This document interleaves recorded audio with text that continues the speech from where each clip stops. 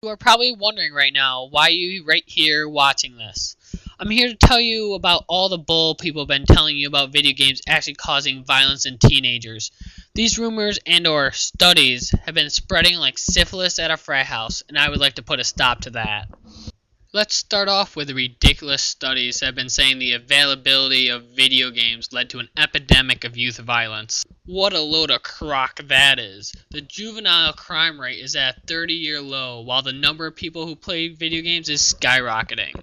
But then people are like, whoa, what about all those school shootings where the kids involved in the shooting played violent video games? Games must be the cause of the violence. No, no, no, and no. Do not get me started with this. In a recent study, 90% of boys and 40% of girls play video games. With those odds, the media had a 9 out of 10 chance that the shooters played video games, and they exploited this to be the cause for the shootings. It couldn't possibly be the parents' fault for the kids having a shit for home life, or the possibility that the kid's mental stability was being like a fat kid on a teeter-totter. Blaming these faults on video games for the violence is causing kids who actually enjoy playing games feel like they have to hide themselves and feel cut off from the rest of society. It's like saying, yeah, it's a great idea to make people feel bad for themselves rather than finding the real cause for youth violence. Yeah, that's smart. With the research that has been being thrown together, which shows some sort of relationship with already aggressive people liking aggressive entertainment, this shows very, very little. It shows that violent video games coupled with a more immediate real-world influence may cause violence, which shows nothing. There is no such research that exists that has found video games being the primary factor in turning Mr. Ordinary Child to Mr. Killer in the future. Now let's change up the topic. Let's talk about the false belief that children are the primary market for video games, trying to desensitize our youth. 65% of the video game market is filled with people aged 18 or older, so of course the video game companies are going to cater to the adult tastes for some of their video games they make. It would be a terrible mistake financially for the video game industry not to. But with that, the video game industry also created a rating system for video games on every single box saying what age group they are being targeted for. And with that, you can tell if the video game that you're looking at is being tailored for a child or an adult. This is something that many stupid parents do not read, thinking that all games are for kids because gaming is a kid's thing.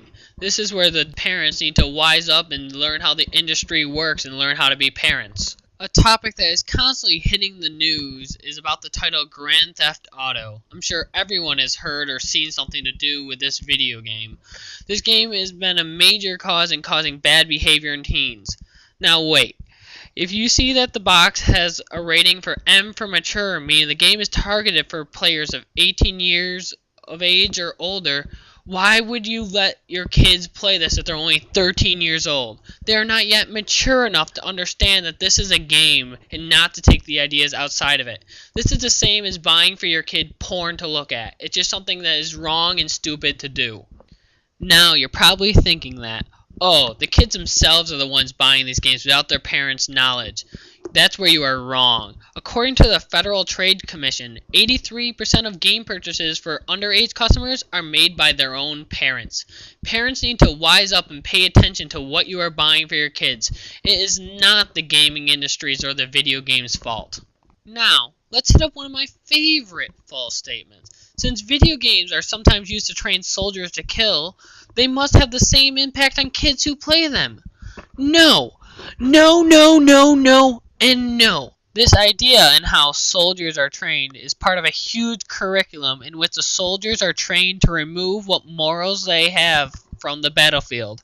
They could only possibly work on kids if remove the education they received from the good and the bad. The kids would also need to have an actual goal to become a killer to gain anything bad from these video games. There would have to be a serious problem with your kids if they can't tell the difference between fantasy and reality. Now you gotta realize, games are not just senseless violence that have no benefits to kids at all. That is just false. These games actually teach kids some ethics, quite the opposite of what the media tries to tell you. Let's take The Sims for example, a game that most people would have wasted some time on or have seen some people waste some time on. It has been said to be an ethical testing ground that allows players to navigate through an expansive open-ended world and make choices and witness the consequences for their actions. In a study done on the subject, it is found that 82% of the people who played the game felt some guilt over their actions for the fictional characters. What other mediums in today's society can teach kids that? I can't think of any. Now, other people are saying video games make people antisocial, like being in a dark room all by yourself in your own little world. That is just not the case. Video games are very social games. Almost 70% of frequent gamers play with their friends. This has been increasing rapidly in recent years with the recent titles such as Guitar Hero, Rock Band, Dance Dance Revolution, and these all bring people together, more than just holding a joystick playing a game. Now, after all that, if you can honestly buy that violent video games are the immediate cause for violent behavior, then I have a DVD rewinder I would like to tell you about.